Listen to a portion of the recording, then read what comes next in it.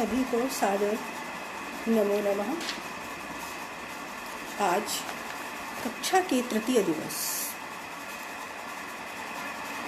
हम देखते हैं कि नाट्य का विपुल साहित्य हमें और आपको प्राप्त होता है, जिसमें नाटक, प्रकरण, भाण, डिम, प्रहसन, अंक, बीथी, इहामृग, समवकार इत्यादि तो हैं ही, इसके साथ साथ अष्टादश प्रकार के उपरूपक भेद भी प्राप्त होते हैं। इन रूपक और उपरूपकों के मध्य क्या अंतर है? क्योंकि श्रीगदित, डोंगी इत्यादि इनमें नृत्य की प्रधानता रहती है, क्योंकि नाट्य एक प्रयोग विज्ञान है, जैसा कि हम और आप सभी जानते हैं। ये एक ऐसा प्रयोग विज्ञान है जो सुंदरता का, चारुता का समावेश करता है और अपने इस सौंदर्य की अभिव्यक्ति के लिए वह नाट्य के अतिरिक्त, अभिनय के अतिरिक्त दो और आयामों से को अपने में सम्मिलित करता है। इस प्रकार नाट्य अपने 3 आयामों के आधार पर सौंदर्य की अभिव्यंजना करता है। वे 2 तत्व हैं, नृत्य और नृत्य, जिसका उल्लेख आचार्य धनंजय जी ने अपने 10 रूपक में किया।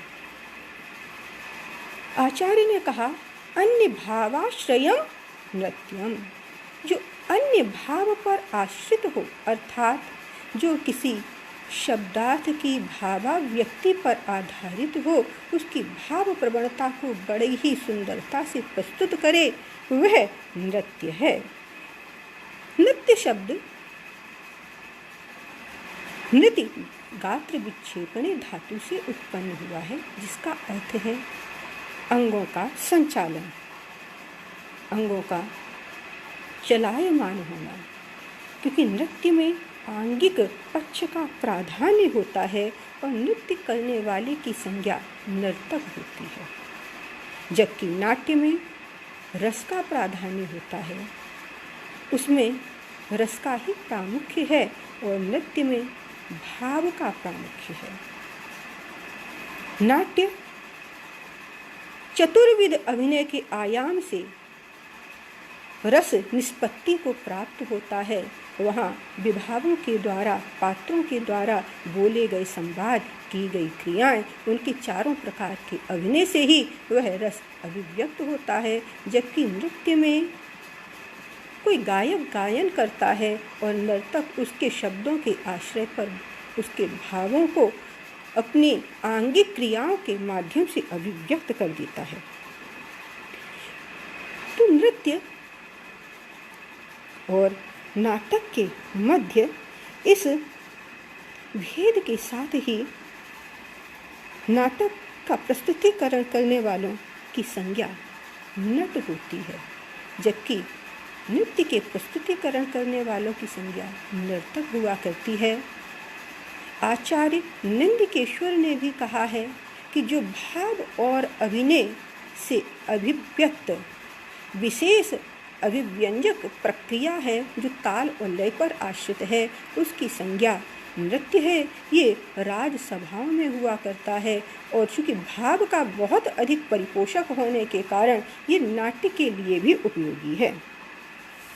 नाटक इत्यादि ये जो 10 रूपक हैं, किसी न किसी प्रकार से किसी न किसी रस पर आधारित हुआ करते हैं और इनमें चतुर्विध अभिनय का प्रामुख्य होता है। नाटक में का अभिनय करने वाला नट है। इस नट शब्द की व्युत्पत्ति नट अवस्पंदनीय धातु से हुई है, जिसका अर्थ होता है निरंतर क्रियाशील रहना, सतत चेष्टामान रहना।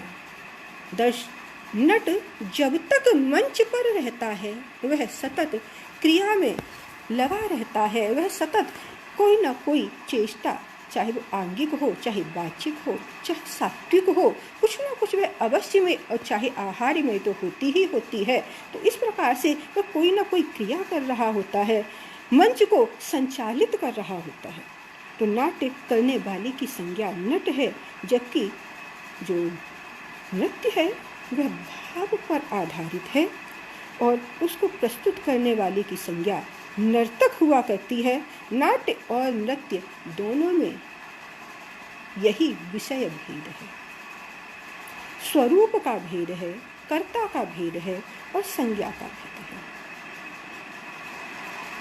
विषय भेद ये है कि एक रसाश्रित है और दूसरा भावाश्रित।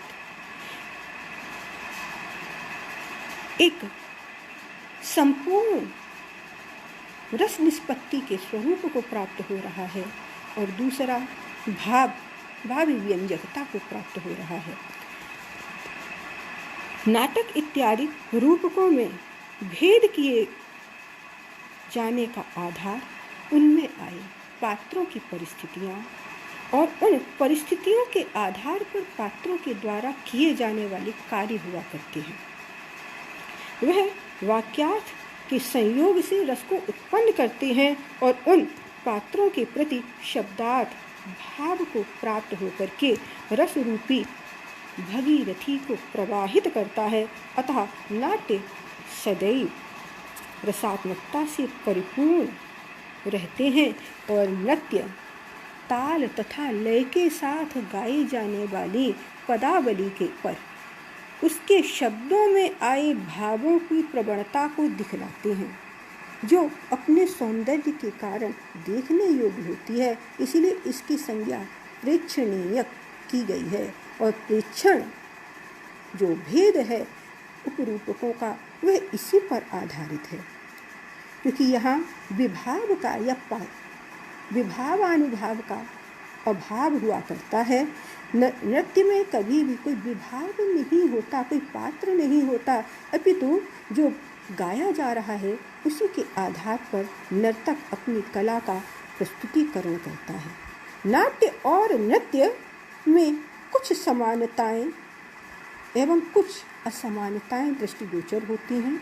जैसे नाट्य सदैव रसाश्रित है और इसमें चतुर्विध अभिनय का प्रामुख्य रहता है, वहीं नृत्य भावाश्रित होता है और इसमें मात्र आंगिक क्रियाओं का ही प्रामुख्य देखने को मिलता है। नाट्य में अवस्था का अनुकरण है और नृत्य में भावों का अनुकरण है। नाट्य में सात्विक अभिनय का बाहुल्य हुआ करता है, जबकि नृत्य में आंगिक अभिनय का बाहुल्य दिखाई देता है। नाटक आदि रूपकों को प्रस्तुत करने वाले पात्र को हम नट के नाम से जानते हैं, जबकि नृत्य को प्रस्तुत करने वाले को हम सभी नर्तक संज्ञा से अभिहित करते हैं। अतः नाट्य और नृत्य ये दोनों भिन्न भिन्न धरातल की वस्तुएं होने पर भी सौंदर्य की ही उपासना की साधन है। नाट्य और नृत्य के अतिरिक्त एक तीसरा आयाम है नृत्य, जिसका वर्णन आचार्य धनंजय जी ने अपनी पुस्तक में किया है। नृत्यम ताल लयाश्रय, जो ताल और लय पर आश्रित होता है उसे नृत्य कहते हैं। इसी के विषय में नंदिकेश्वर जी ने कहा है, भावाभिनयहीनं तु नृत्यम इत्यभिधीयते। जो भाव के अभिनय से रहित होता है, जिसमें भाव का कोई अभिनय नहीं किया जाता है किंतु ताल और लय का संयोजन होता है, उसी की संज्ञा नाट्य शास्त्रियों के अनुसार नृत्य हुआ करती है। ये नृत्य शब्द भी नृति गात्र विक्षेपणे धातु से ही उत्पन्न है। संगीत शास्त्र के अब चूंकि इसमें ताल शब्द का प्रयोग हुआ है और ताल संगीत शास्त्र का भी विषय है। संगीत शास्त्र में जो समय की सूक्ष्मतम गणना है, उस गणना की प्रक्रिया की संज्ञा ही ताल की जाती है, क्योंकि ताल के अंतर्गत समय की लघु से लघु इकाई का भी आकलन किया जाता है और यह ताल 10 प्रकार के तत्वों पर आश्रित होती है, जिसे काल, मार्ग, क्रिया, अंग, ग्रह, जाति, कला, लय, गति और प्रस्तार के नाम से हम सभी पुकारते हैं। इन 10 तत्वों में जो सबसे प्रथम तत्व है काल, वह विभिन्न मात्राओं के आधार पर समय का विभाजन करके पुनः जब उसी स्थिति को प्राप्त होता है तो उसी को हम और आप सम, ताल में सम कहते हैं। देसी भाषा में कहें तो मान देना कहते हैं, यानी पुनः ताल पर लौटना कहते हैं। ये ताल षटमात्रिक जैसे दादरा, अष्टमात्रिक जैसे कहरवा, द्वादश मात्रिक जैसे एक ताल, 4 ताल, षोडश मात्रिक जैसे कहरवा ताल, जैसे 3 ताल, क्षमा चाहती हूँ अशुद्धि हो गई, षोडश मात्रिक ताल है आपकी 3 ताल, दीपचंदी ताल इत्यादि। इन तालों में काल की गणना की जो प्रक्रिया है अत्यंत सूक्ष्म है। बड़ी ही सूक्ष्मता के साथ इसमें काल की गणना की गई है। कहते हैं कि 8 क्षण के बराबर एक लब होता है और 8 लबों के बराबर एक काष्ठा काल होता है और 8 काष्ठा काल के बराबर एक निमिष काल होता है और 8 निमिष काल के बराबर की एक कला हुआ करती है और 2 कलाओं के बराबर का एक अणु या त्रुटि होती है। 2 त्रुटि के बराबर का एक द्रुत नाम का कालखंड होता है और 2 द्रुत कालखंड के बराबर एक लघु कालखंड होता है और 2 लघु कालखंड के बराबर एक गुरु और 2 गुरुओं के बराबर एक पुलुत और 2 पुलुत के बराबर एक काकपद नाम के कालखंड का निर्माण हुआ करता है। इसमें क्षण, लब, काष्ठा, निमिष एवं कला ये समय की अत्यंत सूक्ष्मतम कलाएं हैं और अंतिम 5 जो जिन्हें हम द्रुति, लघु, गुरु, पुलुत और काक पद के नाम से जानते हैं, ये काल की संज्ञाएं हैं, काल सूचक हैं। इस ताल और काल की गति का नाम ही लय हुआ करता है। जैसे कोई घड़ी का पेंडुलम एक निश्चित लय में लगातार हिलता रहता है तो वह एक लयात्मकता को प्राप्त होता है, उसी प्रकार से ये लय है। और ताल की 3 लय होती हैं, एक द्रुत लय, एक विलंबित लय और एक होती है मध्य लय, जिसमें इन्हीं लयों के और ताल के आधार पर वादकों के द्वारा बजाए जाने वाले यंत्रों से ताल और लय पर समन्वित होकर के जब नर्तक नर्तन क्रिया को प्रारंभ करता है तो उसी का नाम नृत्य है। महाकवि कालिदास ने भी मालविकाग्निमित्रम में कहा है, पदन्यासे लयमणिवतः, पैरों के रखने में एक लयात्मकता है, एक निश्चित काल खंड की ही दूरी दिखाई दे रही है।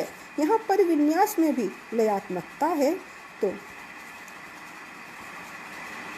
ताल का साम्य दिखाया गया है कि जैसे ताल में एक लयात्मकता होती है, ठीक वैसे ही पात्र बड़े समय में अपने पैरों का चरणों का विन्यास कर रहे हैं।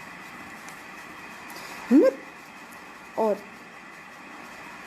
नृत्य दोनों ही यद्यपि ताल पर आधारित होते हैं, ताल और लय दोनों का प्राणतम तत्व है, किंतु नृत्य और नृत्य में अंतर ये है कि नृत्य भाव पर आश्रित है और नृत्य केवल ताल पर आश्रित है।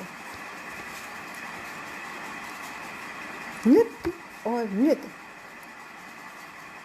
दोनों के ही मधुर और उद्धत नाम के दो भेद निर्मित होते हैं।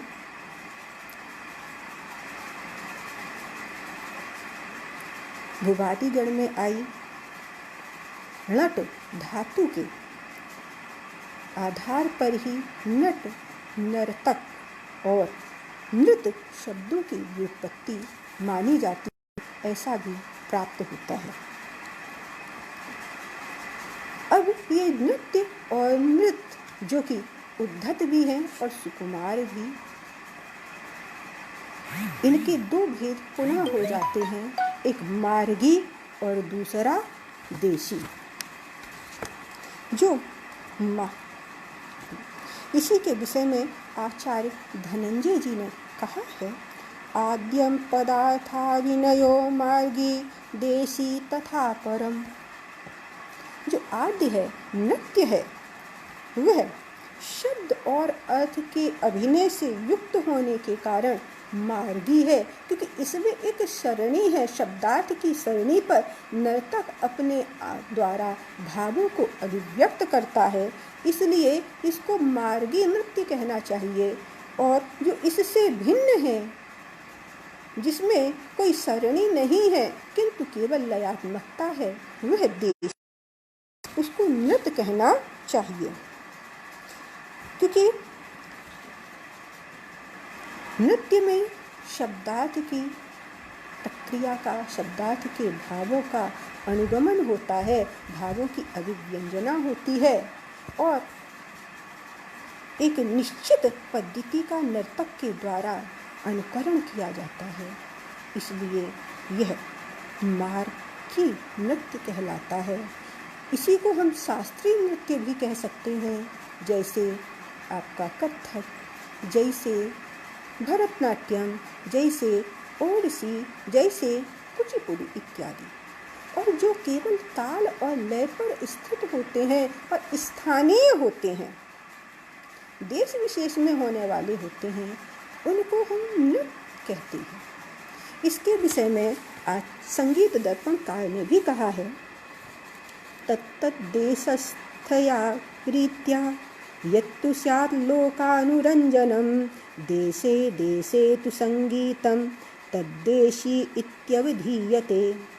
तत्तद्देशस्था रीत्या, जिस जिस देश में जैसी जैसी रीतियाँ हैं, उन रीतियों से जहाँ वहाँ का जो समाज है, लोक है, अनुरंजित होता है, तो उस देश के संगीत के आधार पर ही उन देशी नृत्य कलाओं का आविर्भाव होता है। उसी को हम देशी नृत्य कहते हैं।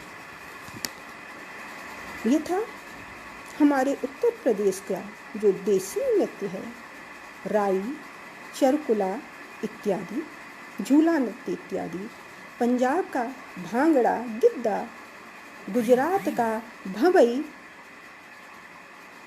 महाराष्ट्र का तमाशा, छत्तीसगढ़ का झाऊ और आंध्र का यक्षगान इत्यादि, ये देसी नृत्य हैं। ये अत्यंत सौंदर्य के अभिव्यंजक हैं और सौंदर्य की अभिव्यंजना के कारण ही ये नाट्य के भी उपस्कारक तत्वों के रूप में ग्रहण किए जाते हैं। नृत्य और नृत्य मधुर और उद्धत भेदों के आधार पर युक्त होने पर भी इसका पुनः दो भेद हैं, जिसका उल्लेख आचार्य धनंजय जी ने पुस्तक में कुछ इस प्रकार किया है। मधुरोद्धत भेदेन तद्वयं द्विविधं पुनः लास्य तांडव रूपेण नाट्याद उपकारकम।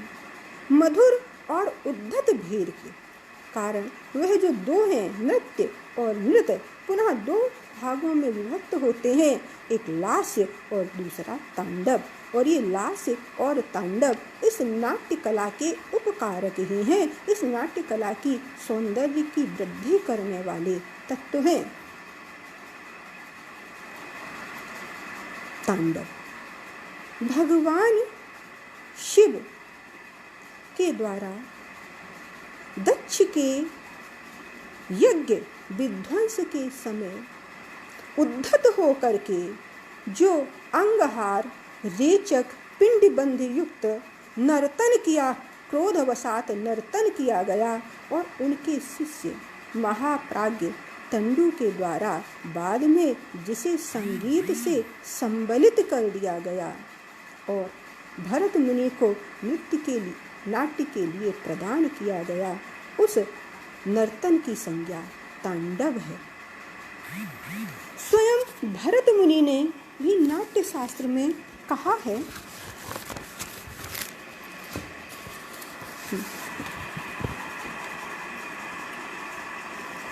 कि इस तांडव के में रूप और प्रयोग को स्पष्ट करते हुए उन्होंने कहा है कि तांडव में बद्ध मानक का समायोजन होता है जो कला, ताल, वर्ण, लय पर आश्रित होता है। इसमें स्वर, ताल, लय और कलाओं का अनुसरण करके वाद्य यंत्रों के वादन की योजना करते हुए अर्थ की व्यंजना के साथ नर्तक गात्र का संचालन करता है। इसका प्रयोग सदैव देवताओं के पूजन के समय में किया जाता है और कभी कभी श्रृंगार में भी इसका प्रयोग प्राप्त होता है। तांडव में सदैव सूचीचारिका और भांड नाम के वाद्य यंत्र का प्रयोग किया जाना चाहिए, ऐसा उल्लेख भी आचार्य ने किया। भगवान नटराज की तांडव नृत्य से सृष्टि विषयक प्रक्रिया का निरूपण भी परिलक्षित होता है, जो पंचविध है, जिसे हम सृष्टि, स्थिति, लय, तिरोभाव और अनुग्रह के नाम से जानते हैं। परंपरागत ग्रंथों में प्राप्त होता है भगवान शिव की चतुर्मूर्तियां हैं। पहली संहार मूर्ति, दूसरी दक्षिणा मूर्ति और तीसरी अनुग्रह मूर्ति। चतुर्थ मूर्ति का नाम नृत्य मूर्ति है, जो कि 108 मुद्राओं से संबलित दिखाई जाती है और इसका हमें विभिन्न मंदिरों में, कला मंडपों में दर्शन होता है। ये सारे के सारे मुद्राएं, अंगहार नाट्य के उपकारक हैं, नाट्य में प्रयुक्त होते हैं, इसीलिए नाट्य के विविध आयामों में इनका संग्रहण किया जाता है। क्योंकि नाट्य कला लोक के लिए है, संसार के लिए है और इसमें उद्धतता के साथ साथ सुकुमारता का भी समायोजन होना ही चाहिए और उस सुकुमार भाग का संयोजन स्वयं भगवती पार्वती ने लास्य नाम का नृत्य प्रदान करके किया। आचार्य भरत मुनि कहते हैं कि यह लास्य 10 प्रकार के भेद प्रभेदों से युक्त है, जिनका नाम है गेय पद, स्थित पाठक, आसीन, पुष्पगंडिका, प्रच्छेदक, द्विगूढ़क, त्रिगूढ़क, सैंधव, उत्तमोत्तमक और उक्त प्रत्युक्त।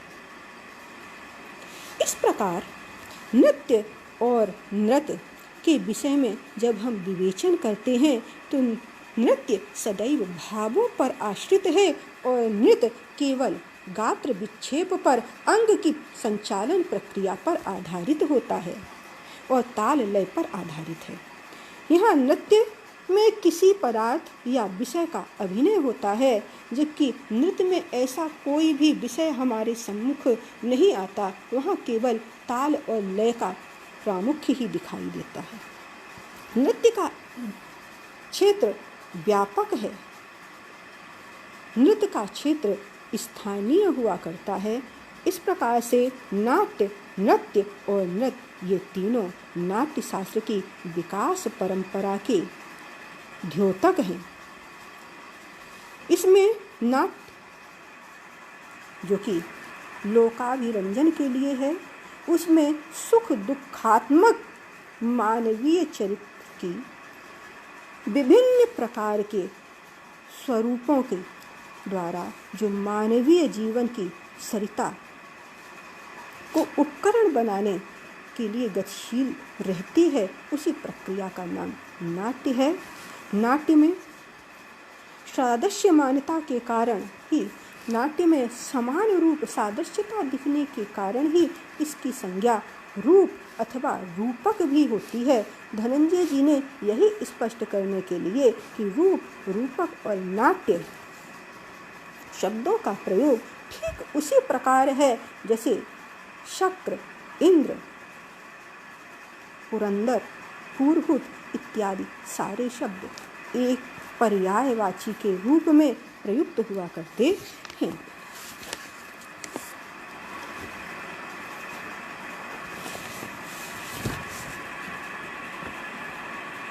नाट्य जहाँ अपने पात्रों के माध्यम से रस की अभिव्यंजना को परिपूर्ण करता है, रस की भागीरथी को दर्शकों के सम्मुख अवतरित कर देता है, वहाँ उस नाट्य में सौंदर्य लाने के लिए नृत्य इत्यादि का प्रयोग किया जाता है। आचार्य नंदिकेश्वर ने कहा है कि जब राजा का राज्याभिषेक हो, जब कोई महोत्सव हो, जब यात्रा हो, जब देव यात्रा हो, विवाह का अवसर दिखाया जाए, प्रिय समागम हो, नगर में प्रवेश हो अथवा गृह प्रवेश हो अथवा पुत्रोत्पत्ति का उत्सव दिखाया जाए तो नृत्य या नृत्य का समावेश किया जाना चाहिए। नृतं तत्र नरेन्द्राणाम् अभिषेके महोत्सवे यात्रायां देवयात्रायां विवाहे प्रियसंगमे नागराणाम् आगराणां प्रवेशे पुत्रजन्मनि शुभार्थिभिः प्रयोक्तव्यं मांगल्यं सर्वकर्मणि। इस प्रकार से समस्त मांगलिक कार्यों में नृत्य का संयोजन नाट्य के अंतर्गत किया जाना चाहिए, ऐसा हमें पूर्ववर्ती आचार्यों का आदेश प्राप्त होता है और उसी के आधार पर आचार्य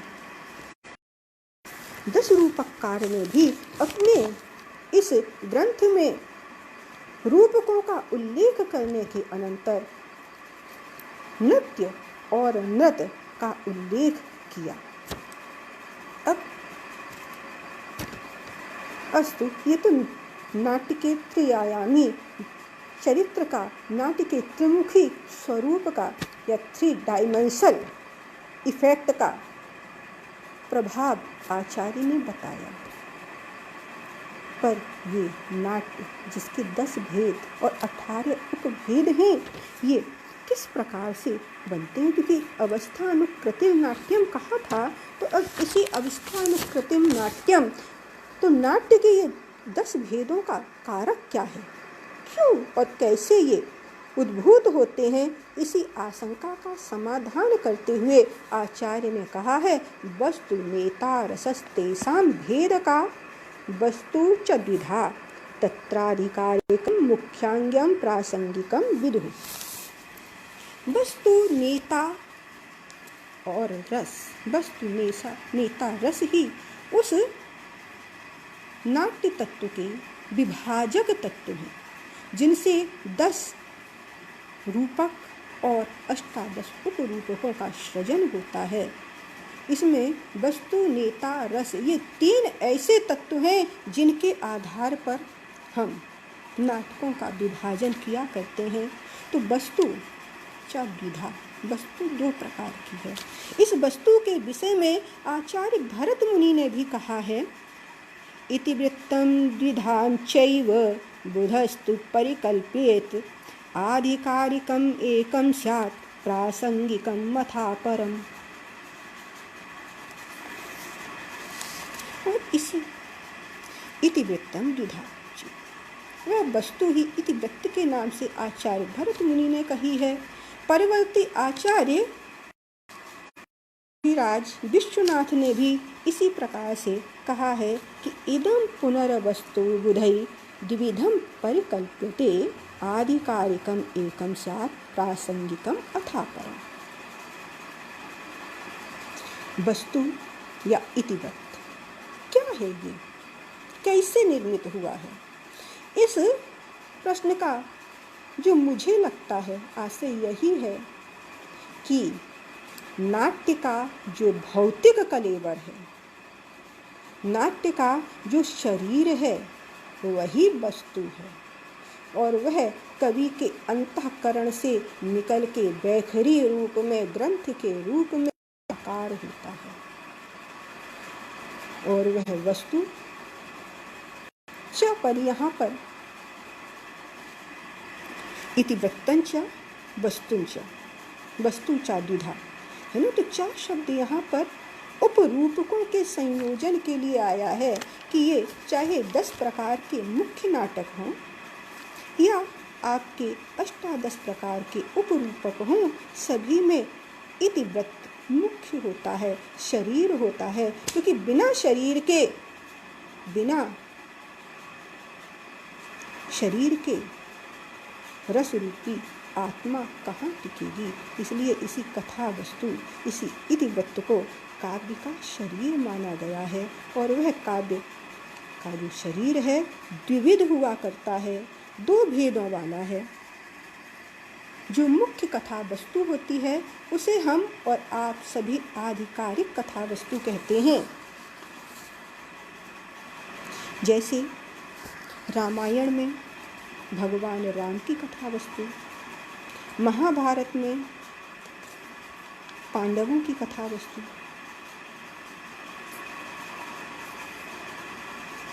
कर्णभारम में कर्ण की कथा वस्तु, अभिज्ञान शाकुंतल में दुष्यंत शकुंतला की कथा वस्तु, ये आधिकारिक की कथा वस्तु, ये आधिकारिक कथा वस्तु है। और जो प्रसंगवश आती है उसको प्रासंगिक कहते हैं, यानी जो मुख्य कथा में नायक के सहयोग के लिए प्रसंगवश कोई दूसरी कथा आकर के जुड़ जाती है। जैसे एक वृक्ष में शाखाएं प्रशाखाएं हो जाती हैं, वैसे ही ये प्रासंगिक कथा वस्तु नाटकों में, दृश्य काव्य में जुड़ जाती है। यथा रामायण में सुग्रीव का, विभीषण का जो कथा है वह प्रसंगवश आई है। ऋषियों की कथा प्रसंगवश आई है, शबरी की कथा प्रसंगवश आई है। तो ये सारी कथाएं प्रासंगिक हैं और उस प्रासंगिक कथा में वैशिष्ट्य यही होता है कि वह उस नायक के मुख्य कथा की मुख्य धारा को और आगे बढ़ाते हैं, क्योंकि नायक का कथा वस्तु आधिकारिक है। आधिकारिक पद में अधिकार शब्द के साथ ठक प्रत्यय का प्रयोग किया गया है और ठक को एक आदेश हो जाता है तो आदि पद वृद्धि होकर के आधिकारिक पद का निर्माण हुआ करता है।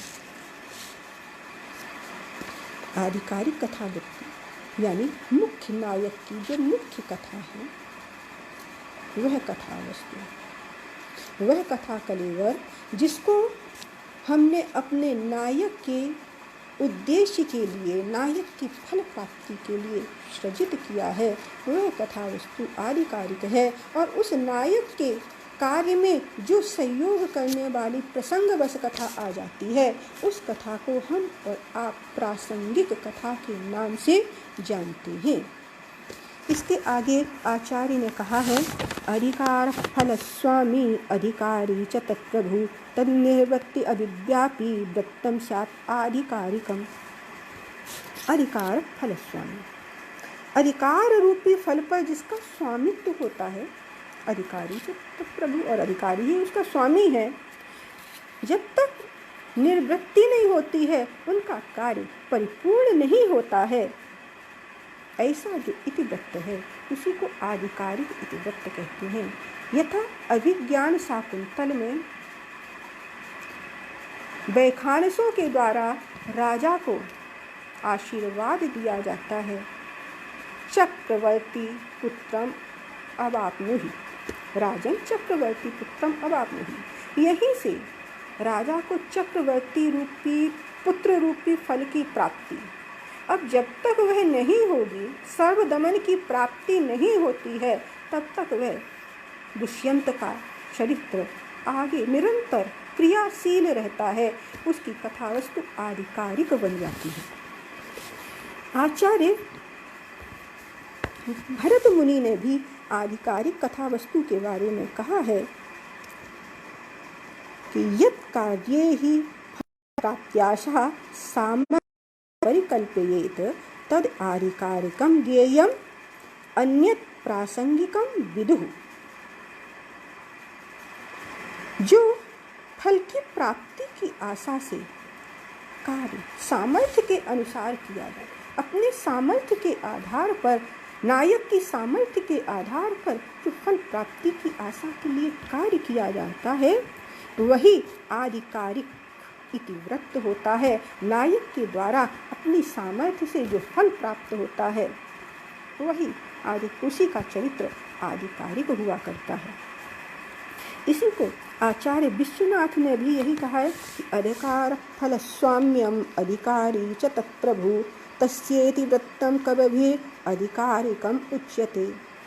अधिकार रूपी फल पर जिसका स्वामित्व है, अधिकारी ही उसका प्रभु है, और उसका जो इतिवृत्त है, उसी को सारे के सारे कवियों ने आधिकारिक इतिवृत्त कहा है।